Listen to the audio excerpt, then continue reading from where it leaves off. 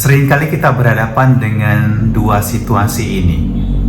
Berhadapan dengan orang-orang yang cenderung untuk memanfaatkan, mencoba untuk menjatuhkan. Mereka adalah orang-orang yang kasar ketika berhadapan dengan kita dan coba untuk bahkan menghancurkan hidup kita. Orang-orang seperti ini adalah racun dalam hidup Anda. Dan bagaimana ketika berhadapan dengan mereka? Anda harus tahu untuk menjaga diri. Tidak perlu memaksakan diri frontal berkonfrontasi dengan mereka. Anda akan kehilangan banyak kebahagiaan dalam hidup Anda. Dan itu juga dibuat oleh Yesus dalam perikop Injil hari ini ketika berhadapan dengan situasi di mana Yohanes Pembaptis telah dipenggal kepalanya dan Yesus tahu misinya belum selesai.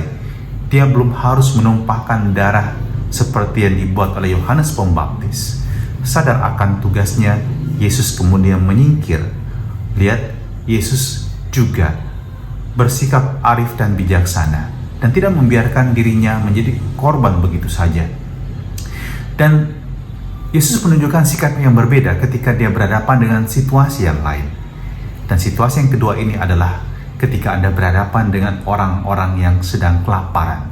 Di sana, belas kasih Allah yang ada dalam diri Yesus sebagai putra Allah menggerakkan dia untuk melakukan mujizat penggandaan roti dan ikan. Dan kita bisa belajar bahwa pada zaman sekarang ini juga banyak orang yang mengalami yang namanya kelaparan.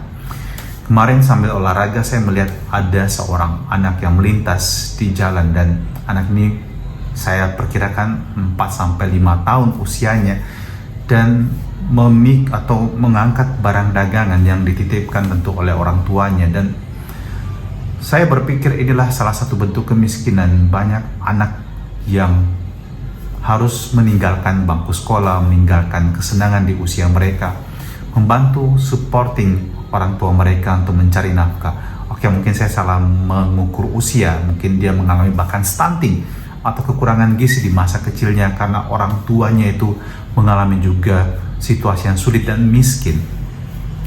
Dan tadi subuh ketika saya terbangun jam 3, saya mendengarkan ada orang yang teriak-teriak di depan pintu pagar untuk memaki-maki seekor anjing yang sedang menggonggong dia karena dia membuat sedikit keributan dengan sepeda motornya. Dan bayangkan dia memaki anjing. Bukankah ini juga sebuah kemiskinan? Miskin secara mental. Kalau Anda seorang yang sehat, Anda tidak akan berkeliaran pada jam 3 pagi dan Anda tidak akan menjerit marah pada anjing yang tidak mengerti mengapa Anda marah padanya. Lihatlah, di sekitar kita banyak orang yang miskin seperti ini, dan yang satu defisit secara materi, yang lain defisit secara mental, moral. Anda mau menjadi orang yang memberkati sesama? Jadilah orang yang punya hati Tuhan Yesus, yang punya belas kasih.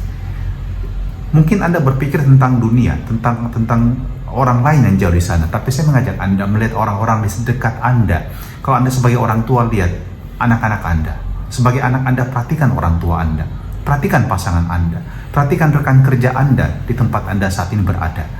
Seringkali mereka adalah orang-orang yang haus, lapar akan sentuhan kasih yang Anda bawa. Dan kasih itu adalah kasih bukan yang memanfaatkan, tapi kasih yang mengembangkan, yang menghibur, yang menguatkan. Dan terimalah berkat oleh Yang Maha Kuasa untuk diri kita, aktivitas, pekerjaan, dan semua yang kita rencanakan hari ini. Dalam nama Bapa dan Putra dan Roh Kudus. Amin.